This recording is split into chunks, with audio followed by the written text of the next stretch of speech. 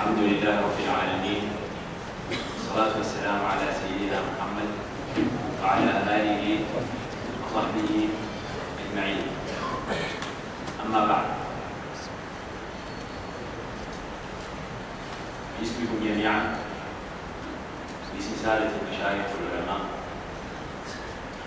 باسم أعلى التصوف باسم الأمانة العلمية أقدم التحية والشكر لعمار مسجد سيد الشيخ البشير والشيخ مبارك ولما قدموه من تسهيلات إقامة هذه الندوة العلمية. كما سمعنا قبل قليل، كان التخطيط لهذه الندوة أن تقام على ساحة واسعة وبمكونات كبيرة، ويدعى ويحضرها جميع الناس بهدف تحقيق الاستقرار الاجتماعي والأمن الاجتماعي للسودان، حيث أن الصوفية هم دعاة الاستقرار وهم بناته، وما عهدوا بأنهم أهل شغب ولا هم بأناس يهددون الأمن والاستقرار الاجتماعي والوطني.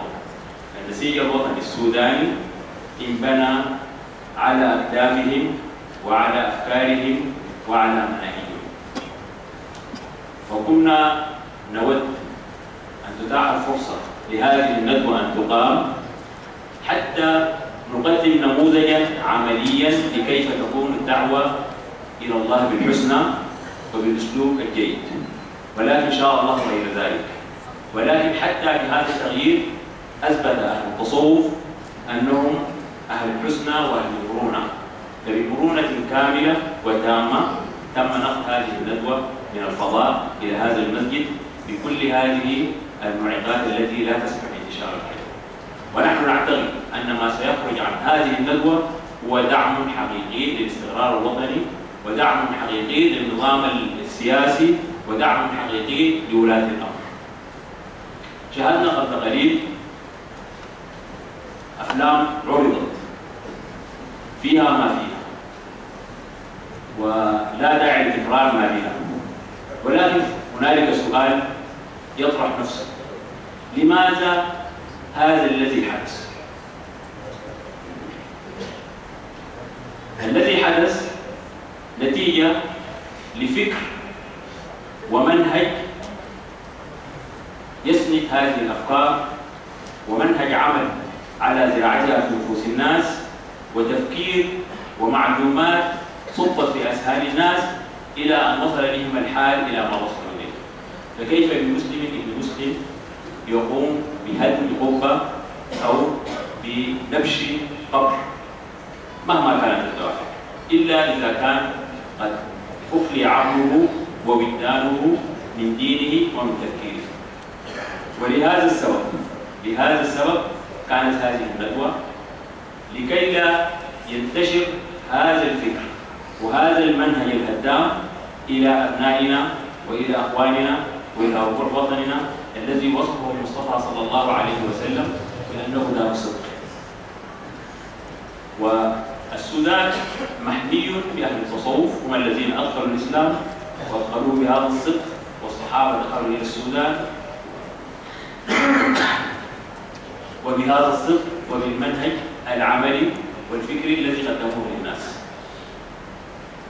فنحن نعتقد أن ما يهدد أمننا واستقرارنا بهذه البلاد هذه الأفكار الضالة التي جاءتنا من خارج الحدود السودانية، وهذا المنهج الذي يدعمها، وهذا الدعم العالمي المباشر من مخارج وأماكن هذا الفكر الهدام. الدعم الخارجي غير المباشر من الصهيونية واليهودية العالمية. من الذي يستفيد من وجود جلسة هذه بعد صلاة العشاء أن يرفع الناس أيديهم بالدعاء ويقولوا لهم أهل إسرائيل؟ من الذي يستفيد من ذلك المعنى غير إسرائيل؟ فلننظر من الذي يمنع هذا الدعاء في المساجد. يقولون هذا الدعاء لم يأتي به المصطفى صلى الله عليه وسلم، وبالتالي هو بدعة وكل بدعة ضلال وكل ضلال. فالتقى المنهجان.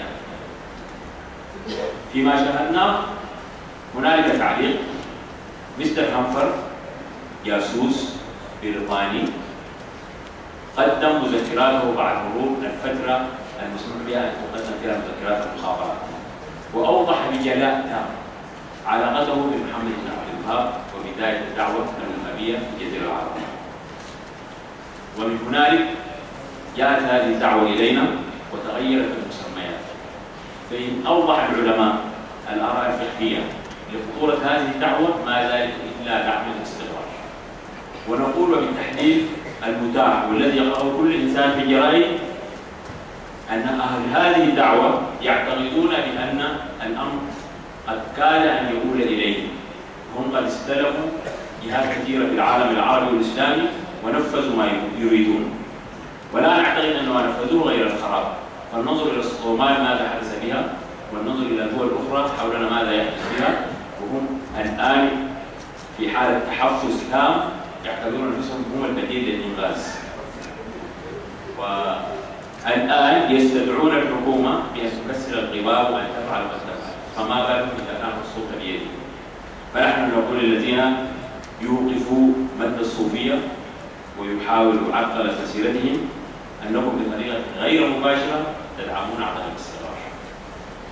الاستقرار مع هذه الوجوه ومن حيثياتهم التي جعلتهم يؤمنون بأنهم البديل للإنغاز، يقولون أن أهل السودان صوفية وصوفية مشددون وضعفاء